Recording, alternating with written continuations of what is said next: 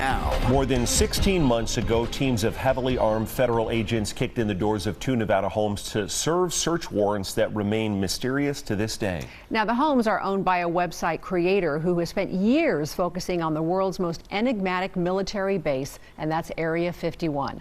Chief Investigator George Knapp broke the story of the original raids and is here with an update.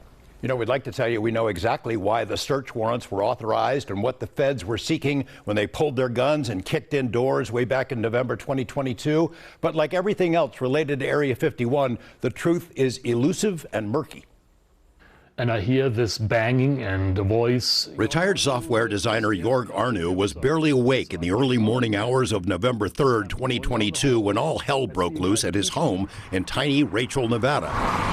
Not far from the outskirts of Area 51, the world's best-known secret base. The door of my house, they kicked in, and I'm getting out of bed, and I'm faced with probably about 6 or 8 people in my little hallway with a riot shield, guns drawn, pointed at me, commands, turn around, hands against the wall, and before I knew it, I was in handcuffs, dragged out of my house. Agents from the FBI and OSI, that's the Air Force Office of Special Investigations, spent hours poking through the home. They seized every computer, hard drive, and camera and barked questions at Arnu in an intense and lengthy interrogation.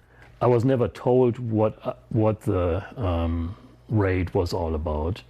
I was not handed a search warrant until after everybody had left my house, after the whole thing was over.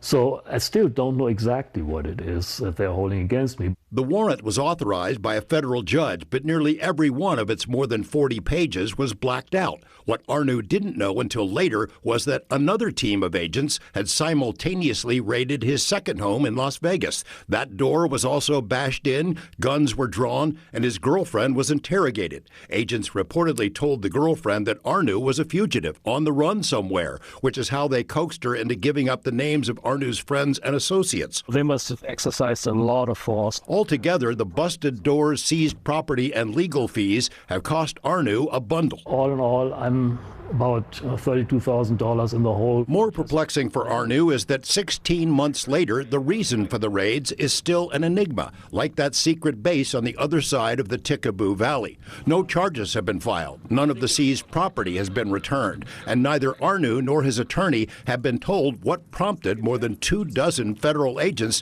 to take such dramatic action. The lawyer thinks they may never know, though it is almost certainly related to DreamlandResorts.com, the website Arnu created, a clearinghouse for all things related to the legendary Air Force Base at Groom Dry Lake. I've been doing this for over 20 years.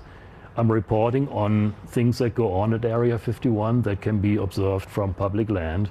I'm satisfying people's curiosity about Area 51. Arnu says he's always been careful about what photos get published on his site. He says he does not cross the line by straying into restricted areas and would happily remove any image that goes too far. The agents who grilled him for hours would not tell him if a particular photo on his site showed something it shouldn't have. And whatever justification was given in the search warrant is blacked out for reasons of national security.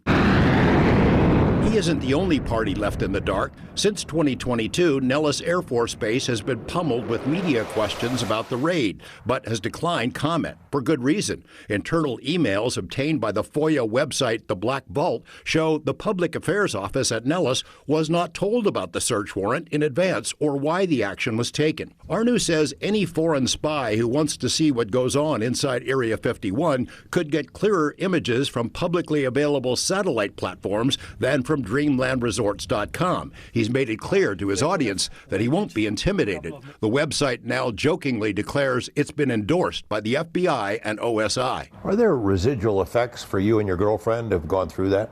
Up to this date, over a year after the raid, we still have what I would call a mild form of PTSD. In the middle of the night, we hear a noise, and it's like, who's coming? What's going on? A number of times, I've actually gotten out of bed and looked around, looked out the windows if there's anybody coming. So there's definitely some residual effect there. Of course. Also. Arno's attorneys say the feds have up to 5 years to decide if they will press charges or not. In the meantime, the website and its owner will remain in legal limbo. So what's going on out there that might warrant such intense secrecy? What black projects are under development in the Nevada desert? We have some educated guesses, and we'll have more on that tomorrow night. So they released a few pages of that search warrant. Did they even give a glimpse of what they might have been looking for? A little bit. So it's like 45, 46 pages long. The first 39 pages were not released at all, not even to the target of the warrant. And parts of the pages that were released, as you saw, were blacked out. But the pages that you can read give a couple of little clues there. They say that they're collecting and authorized to seize anything and everything related to a, quote, military installation, one that shall not be named. We can guess, though. You know. I know you're going to keep us updated. Oh, yeah. Interesting and mercurial as always. Thanks, Good to see you. George.